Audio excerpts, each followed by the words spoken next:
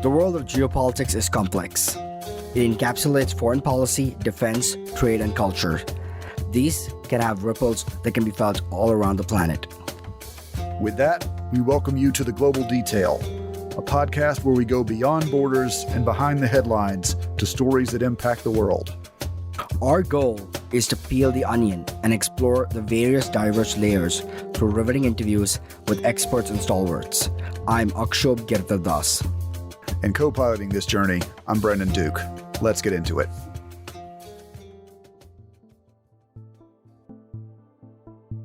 Money is always an issue in the realm of global development. And there are always two questions that arise in concern to money.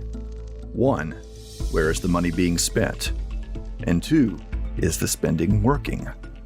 To address these questions, there's the practice of impact evaluation, which is used to determine if aid or intervention programs are having the effect that is intended. Nowhere is this needed more than in the Global South. Made up of nations within Latin America, Asia, Africa, and Oceania, many of these places were not so long ago referred to as third world countries. Many regions within the Global South have lower incomes than their northern counterparts and have been victims of colonization in the not-so-distant past. The Global Detail spoke with Amanda Glassman, Executive Vice President at the Center for Global Development, along with Julia Kaufman, who works with her as a policy analyst. Together, they expanded on the issues of equity and impact in the Global South. Today we're pleased to have with us two guests, Amanda Glassman, who is Executive Vice President at the Center for Global Development and co-chair of the working group, which come out with a new report titled New Evidence Tools for Policy Impact. Along with Amanda, we are joined by Julia Kaufman, Policy Analyst at the Center for Global Development. So welcome to you both on this very, very warm day. So thank you so much for making the time, Amanda and Julia. Thanks so much for inviting us. Great to be on. So I think suppose going from the Julie Andrews School of Thought, let's start at the beginning, a good place to start. For a lot of people, what is impact evaluation? I mean, design monitoring and impact, what exactly does one lead to the other? And perhaps just give us a lay of the land of what impact evaluation details. Yeah.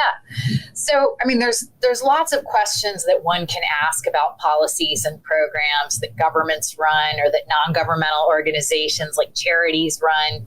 But one big question is, do their programs accomplish the goals that they set out to accomplish? So, for example, does a nutrition program improve the nutrition of the children who are beneficiaries of that program? And how did that happen?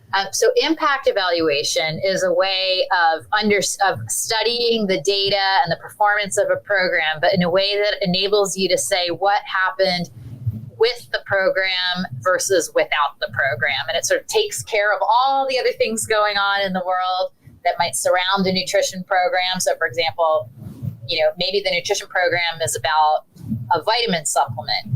But at the same time, there's also water that people are drinking, and that water might be contaminated, or there might be a recession, and that might affect how families are able to access food and things like that. So what an impact evaluation does is controls for all those other things going on by comparing beneficiary households to non-beneficiary households to be able to really net out the effect of the intervention or policy that you're studying.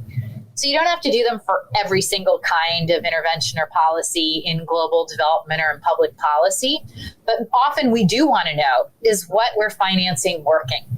And what we found in this working group is that very few interventions and policies are actually evaluated rigorously this way, which is a little crazy if you think about it, because we'd like to know, are we making a difference on the things that matter, like people's health, people's well-being, COVID-19 vaccine coverage, all of these things, trying to understand really how to make public monies work better to achieve impact.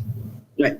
I suppose that's one way of putting the lens on it, maybe the Sherlock Holmes investigation of figuring out, and trying to make sense of it. Because, from 30,000-foot view, there is this perception that while development aid and development financing is so critical at this time, particularly at a time of pandemic and the food shortage that we're seeing globally, there is this notion that development funding and financing doesn't really meet its goals. And I think, is that where impact evaluation and where your work and your research really comes in and puts in the critical lens and shows a gap? Because a lot of people have this nebulous idea of development financing and it's just not effectively managed. Whereas impact evaluation in your work kind of shows the minutiae and where the various lacunas are in place. Yeah, that's the idea. It's bringing a very rigorous method so that we're sure that when we say something works to stop the spread of HIV/AIDS or to improve child nutrition or to get kids learning in school, that what we say actually is true. So that's what impact evaluation is for. And it's also for learning, right? So it's not just accountability. It's about, are we doing this as well as we possibly can? Can we do it at less cost? Can we reach more people? So it's also important to improve efficiency and reduce waste and things like that. Right. Now, I think before coming to this report particularly, at this time, if there are fissures to examine, one would talk about, obviously, the healthcare part, which is with the COVID-19 pandemic. One would talk about food shortages that's happening. One would talk about the subsequent effect of climate change that's affecting, the middle-income countries, especially in the developing South. In terms of impact evaluation right now, what are the other key areas, both region and issue-based, that keeps you up at night and that you're focusing on? I mean, all of them. I barely sleep. There's so many problems in the world. But, I think, just to focus on one priority that you mentioned, which is around climate change and reducing emissions, greenhouse gas emissions. So that's, obviously a huge priority for the world, and scientists have laid out the case for making a big effort on reducing emissions. And many high-income countries are starting to budget monies to spend through the aid budget to reduce emissions or to help families cope with the effects of, too much heat or, flooding, things like that, more natural disasters. But the question is, which of these interventions works well and at what cost? And what we've found, other colleagues of ours have studied the value for money or what we know about what we're getting for the spending in this area on climate. And they've really found that there's very little evidence on what works in this area. So it's a good goal. It's a clear goal. There's money being spent, but we have to take this next step, figuring out what works so we're not wasting the money and we're really accomplishing the goal that we've set out to do.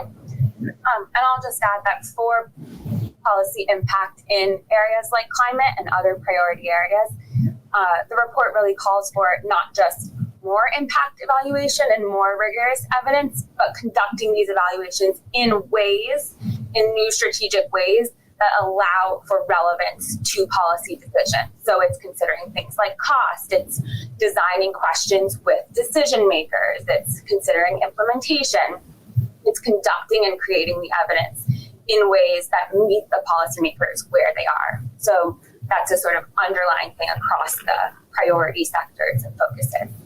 Right.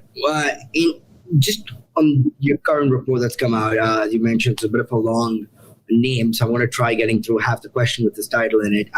Don't use the title. Don't use the title. It's not necessary. It's a report. The report, fine.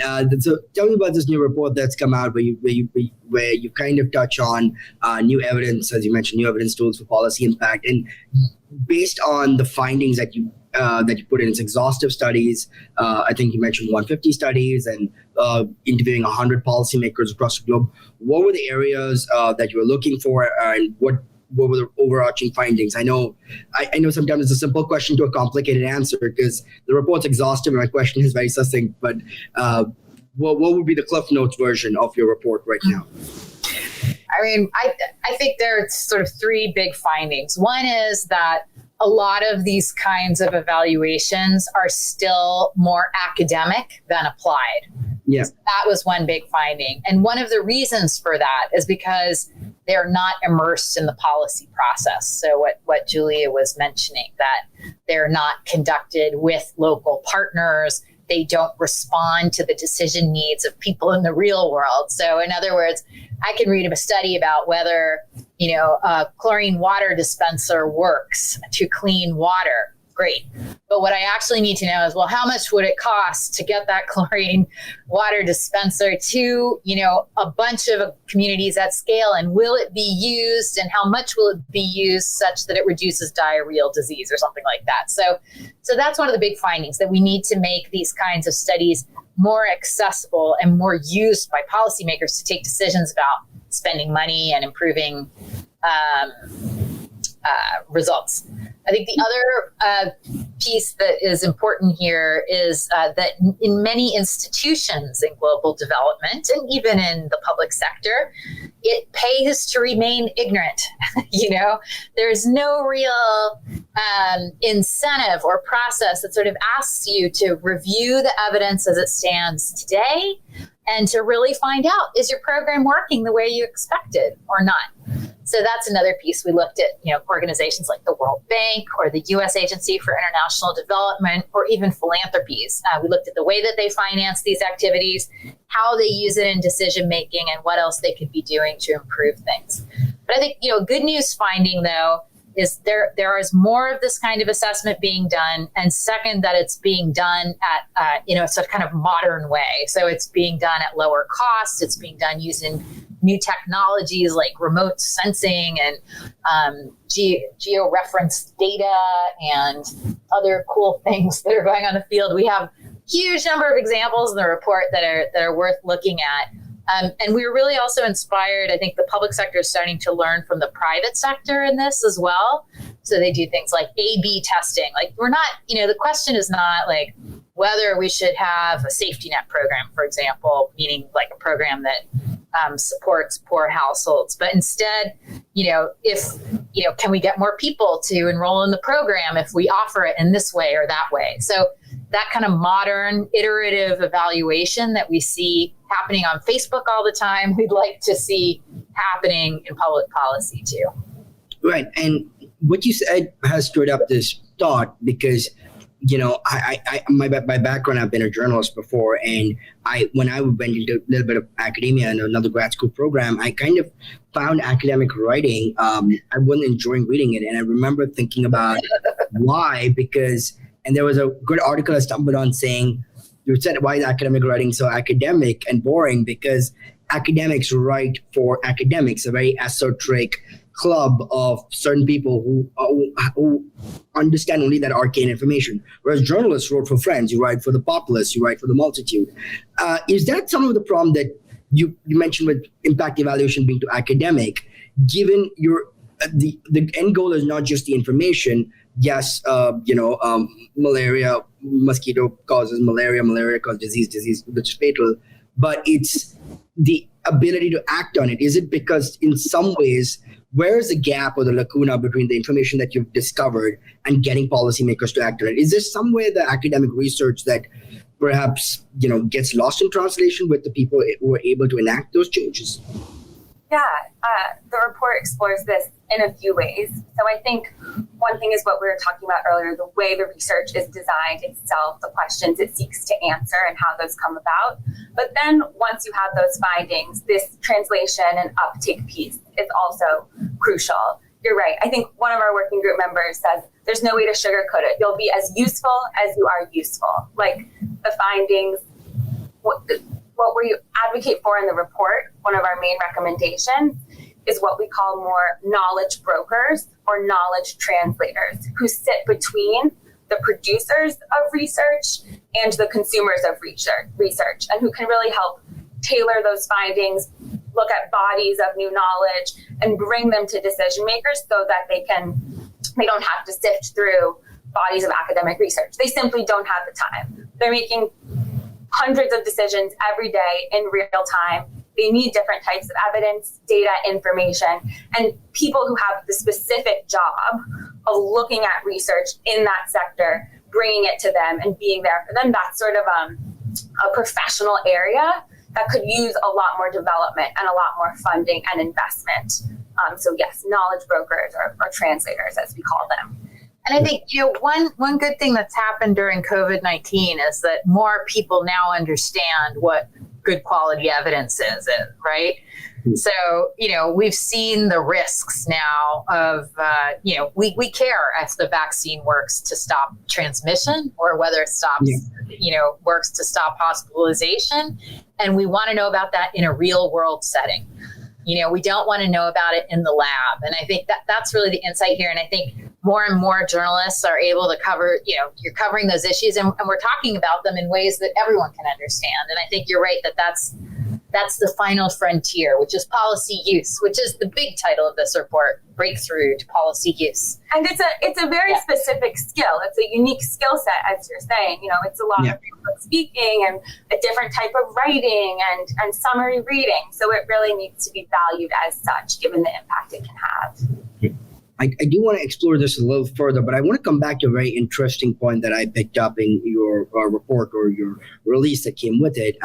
You mentioned one of the key issue that your report found that the researchers, given that design monitoring evaluation, impact evaluation is mostly done largely, I guess, in the global south, where the gap between the haves and the have-nots are very much accentuated and it's really large.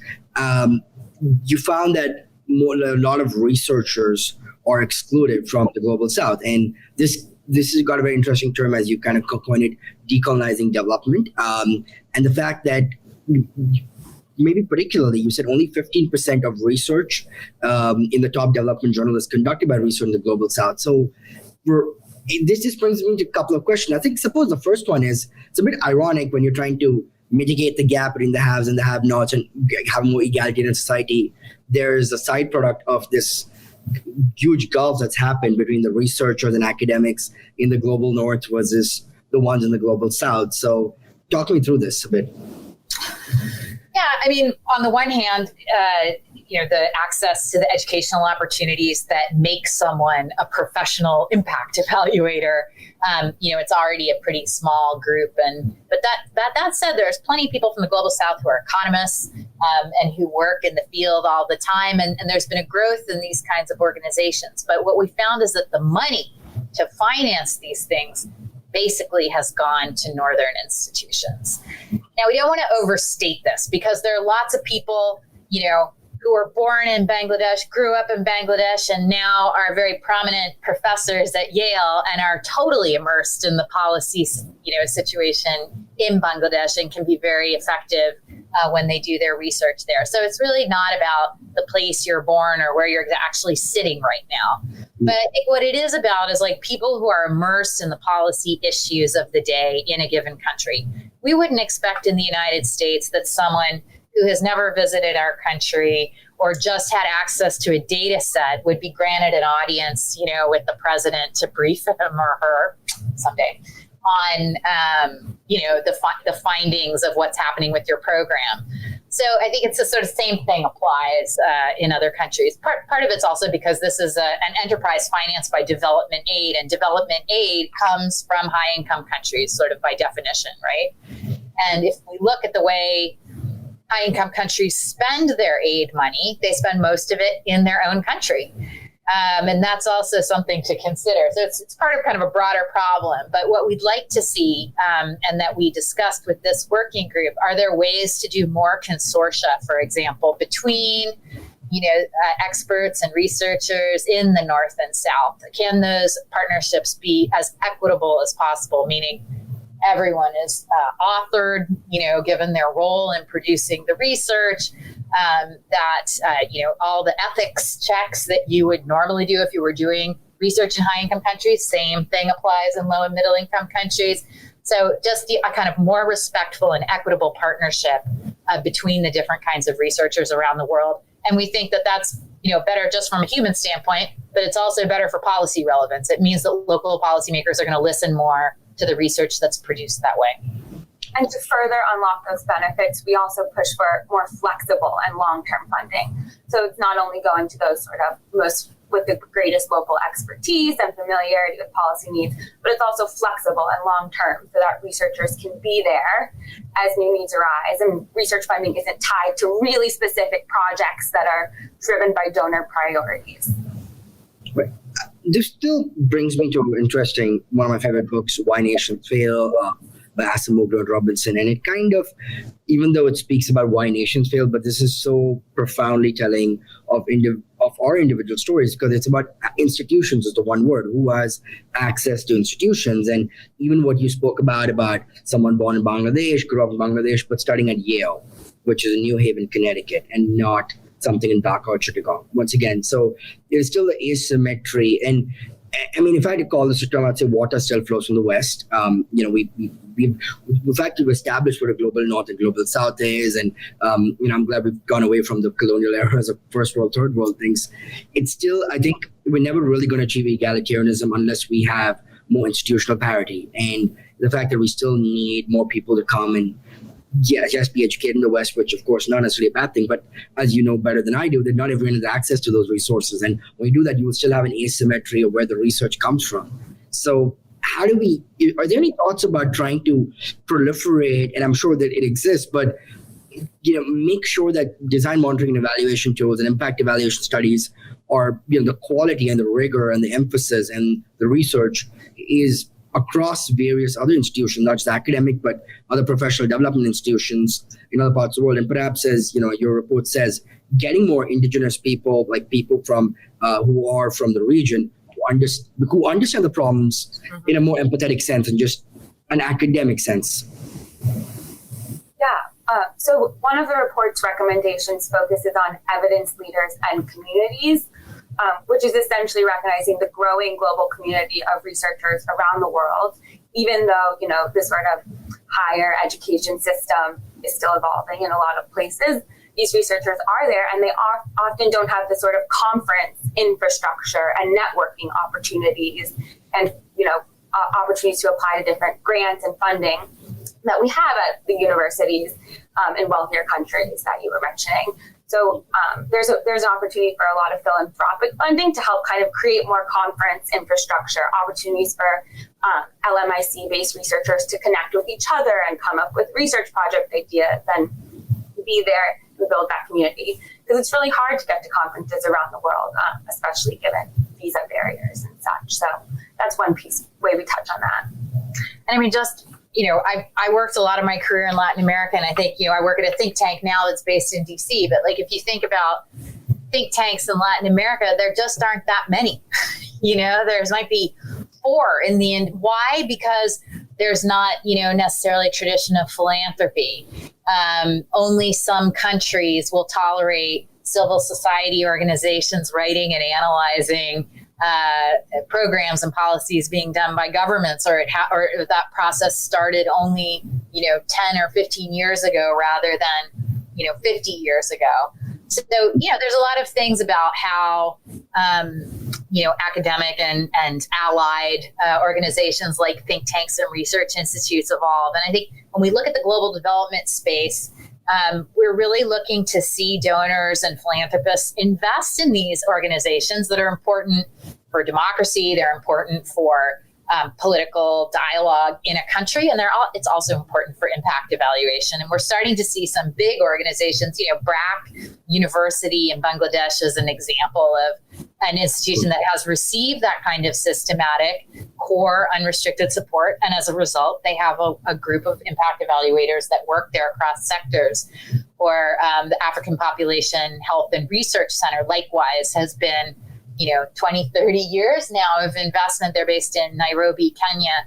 So we're starting to see many of these around the world. And the idea is the donors should invest in this. They shouldn't be paying for management consultants to do poor quality studies, not immersed in local realities. They should be investing in those local organizations. You brought up another point as well that you said when you started only 4 think tanks or so in the LATAM region. This is also something what I like to think about is perniciousness of privilege, because think tank by itself, while in my brief associate with think tank and now trade association, one would argue you don't get paid a lot, but it's the privilege of being able to dedicate time and research to think about things as compared to people in emerging markets who just are doing a lot of hard labor, hard work, and because while it's a very Washington, D.C. American concept, it's also because this is the capital of the most powerful economy that's existed, which has 50 other states to pump its economic veins. So it can be a city dedicated outside policy to nonprofits, think tank, trade association, multilateral associations. And from my brief time in Singapore, even when I was there, I realized that because such a commercial capital and so much going on, that this is a very small niche. You have to find it, whereas in Washington, it's all over you. So it's also a reflection of the privilege of institutions, right? Because when you are in a more privileged economy, you can afford to have privileged institutions, academic institutions that raise academic scholars that ergo go back into this. So that kind of comes back to a cycle of how do we raise economic wealth in countries? Ergo, at some point, one of the side effects is we'll have think tanks and research institutions. Yeah, maybe the presence of the think tank is a indicator of development too. I don't know. I don't want to take that. I mean, actually, think tanks in the U.S. came from the defense industry, which I think is interesting. But it's sort of like what are the stakes for knowing what works or not? And I think that's sort of the underlying idea behind this report on impact evaluation. Why do we care if we are making a difference on the objective that we're talking about? And I think, the stakes are high now globally, right? Like if we don't get it right on climate, large portions of the earth will become uninhabitable, or many people will live lives that are worse off than in the past. Likewise with health, when we get it wrong, loss of life and costs, et cetera. So I think, part of this is also about people recognizing that public policy has consequences and that we need to know about them. It's not just about political stability or, elite compromises, as I hope you have Stefan Durkheim on your show later, who wrote a new book about that. But, it's about sort of knowing what's going on. And holding government accountable, or donors for that matter. So what steps do you see that are taking, or like I know you're at least advocating for this, for getting that kind of bridging that gap between, you've got all the think tank policy people in the global north versus the people in the global south who are actually dealing with the issues. How do you initiate that more boots on the ground approach? I mean, like what are the steps that are being taken to actually, again, bridge that gap and kind of get that more direct hands-on approach to the research and, get that, kind of, like eye to eye view versus, like the 1,000-foot, view? Well, I mean, I think that's why we tried to take our recommendations to specific funders in the field, not because they're the only kinds of funders in the field, but because we thought there were opportunities. So to give you the example of the World Bank, the World Bank provides loans, concessional loans to low and middle income countries all over the world, to their governments. And they actually finance through different modalities lots of evaluations of the work they do. But they do it on a project-specific basis. They do it through a consulting firm. They might do it through their own in-house researcher. Whereas if they would rethink that idea and say, hey, there are 5 great organizations here in Ghana that can do this research today with me or on their own, commission to do so. The idea is that they would sort of shift their thinking from this is something I do for internal purposes to this is something that a local organization does because it's important for public policy there. And it also benefits me as the funder because I'm going to find out what's going on and things like that. Likewise, philanthropy, a lot of it is project specific. It's focused on, we're doing a 22-month program to see if a sanitation project works. And instead of, again, or hiring your management consultant, I love management consultants, but for management, right? This is a different question. This is, does my sanitation program work? Is it delivering services to people? And is it making a difference for their health? So, again, it's about investments in local organizations. And we try to make the point that investing in local researchers isn't just the right thing to do, but it makes a big difference for the outcomes and impact we're ultimately working towards, because the research is more policy relevant and effective, and that and we're able to impact the outcomes we care about down the line. Yeah, I suppose as we kind of get down to the business end right now, a lot of analysis and studies have been put out about gender parity and the wage gap between men and women, and of course issues such as even how domestic violence even impacts a country's economic aid when women are left with the workforce. Your report even says a staggering 2/3 of impact evaluations do not include gender equity analysis. So where are we missing the forest for the trees here? Yeah, I mean, they don't.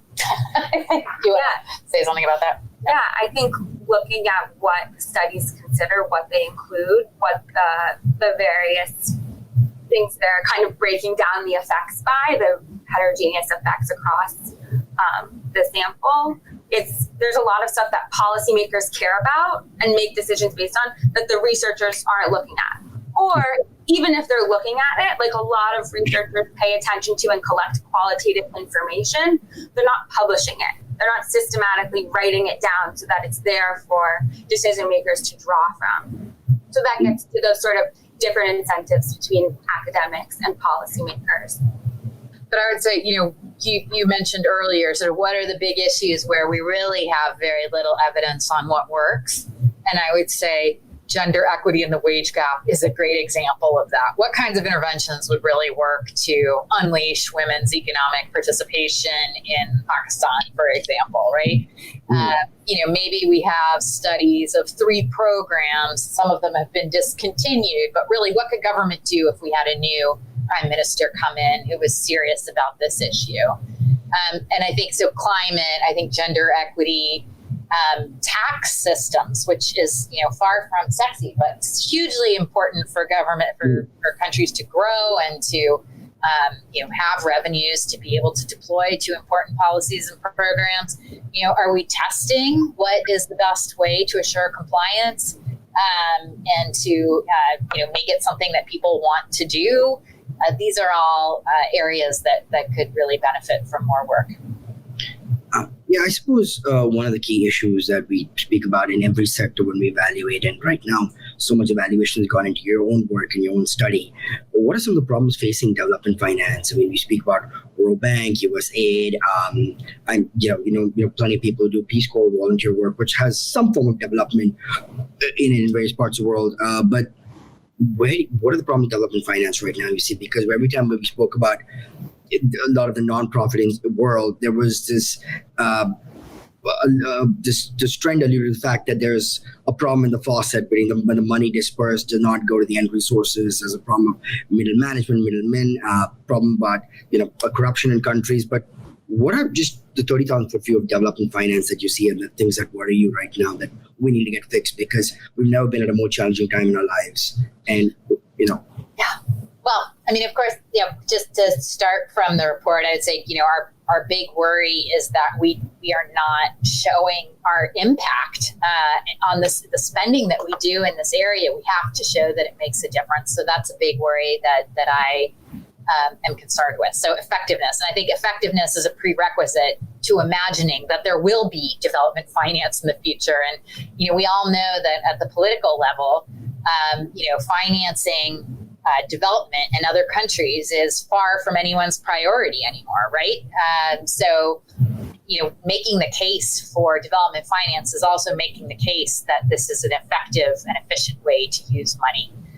I think the second piece is that we have these big global problems now, like COVID-19, like monkeypox, like climate change, like natural disasters.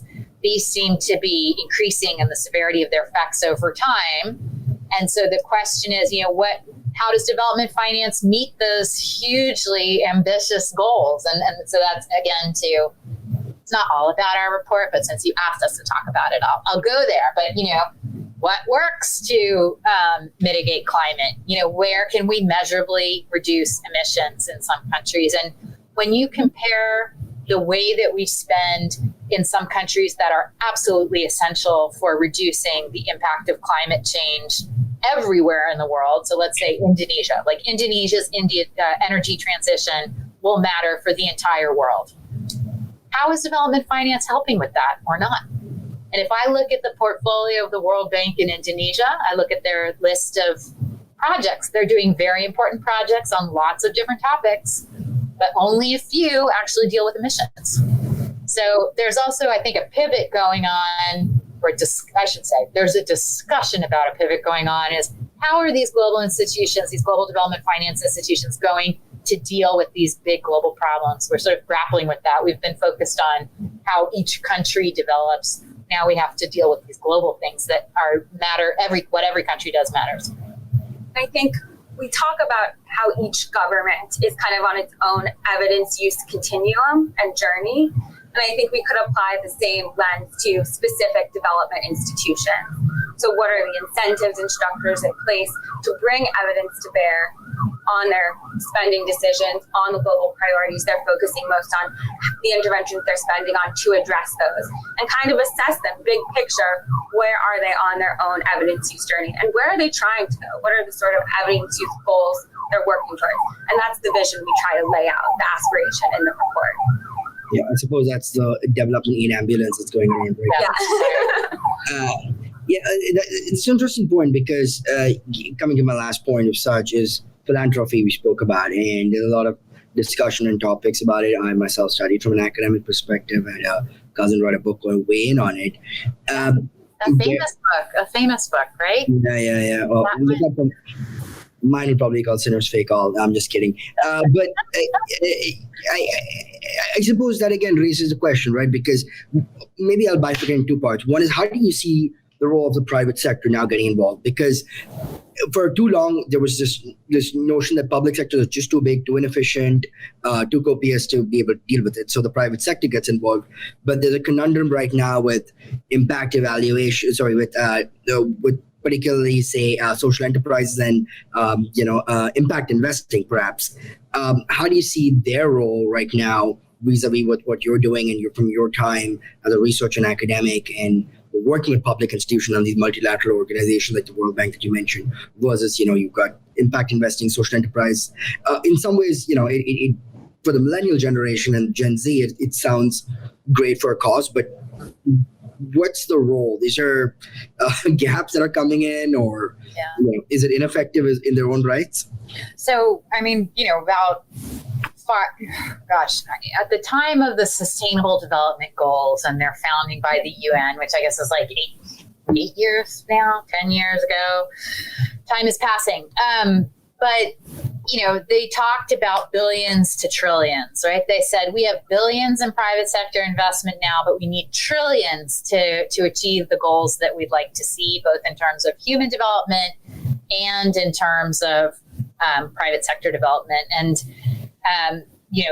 because we care about growth, because growth is also really important for reducing poverty and improving well-being.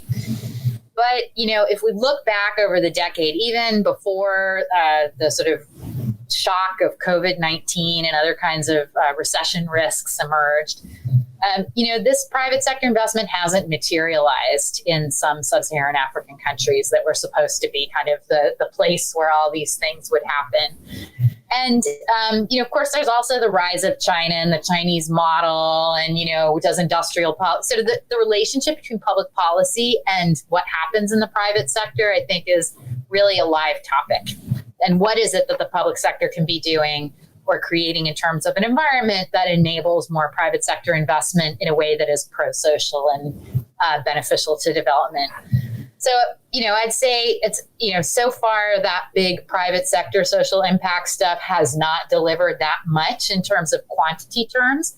I think there are some really interesting things going on with some social impact investors, like I'm thinking of the Global Innovation Fund that provides money into the private sector and not-for-profit sector, where they really rigorously evaluated I'm on their board, I should say. But, if I invest in a business to do, let's say, digital pharmacy, am I really improving welfare? Am I reducing prices? Am I adding on the market? And am I creating more access to medicines? And I think that, they're actually using some of the techniques that we describe in the report to assess that. Now, not all impact investors do that. So it's a mixed bag, but I would say in general, the volumes have been a lot less than people anticipated about a decade ago. Go ahead. Turning to some of the sort of bigger tech companies and their role in this, I think there's opportunity. There's so much transaction level data, proprietary data, that tech companies can and have been incentivized to share. With the World Bank, for example, through the Development Data Partnership, companies like Microsoft, Amazon, the company formerly known as Facebook, like all of those companies agreed to share data. The research coming out of that, the projects coming out of that database have been limited. I think there's some issues with the way it's collated and all of that. But there's kind of PR benefits for them, social benefits for them. It can look good for them to sort of share this data for this purpose. So there's some potential there too. Yeah, and maybe just to say, you're sort of also asking maybe about philanthropy and like the effective altruism movement, for example, that has come out of like GiveWell, for example, that advises open philanthropy and others. And they also are using these more rigorous approaches to assessing how they can do the most good. And, there's lots of things that one can say about, what is measurable, what does the most good. But, I think it is important to say that they really do know, well, if I invest in an organization that's promoting childhood immunization, how much development am I buying with that investment that I make? I mean, of course, I'd love to see governments do more of that, but it's nice to see philanthropy care about it as well. In an ideal world, none of these problems exist, which means perhaps that a lot of good think tanks that work on development don't exist because it's all a developed world, a utopia, but that's not there.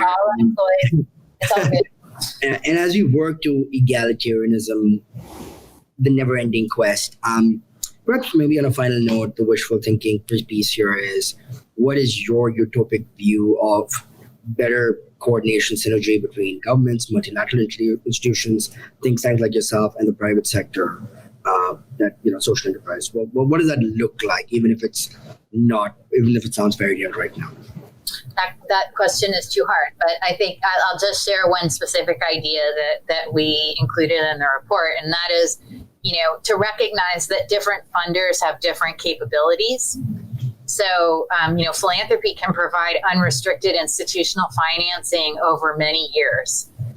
And governments may be more focused on, okay, I can finance an evaluation for this project to understand this at this moment in time. And so one of our proposals is a consortium where a government, a set of governments, USAID, and a group of philanthropists could come together and blend their money for these local institutions that can produce better evidence for decision making. So to give you an example, maybe BRAC University or BRAC itself, really, they can have unrestricted money from philanthropy combined with some USAID money for, a program of learning about what works in COVID-19 vaccination, combined with, some World Bank support for, advising the Planning Commission on an ongoing basis. So I think the idea is to blend the money so that these institutions grow and prosper further.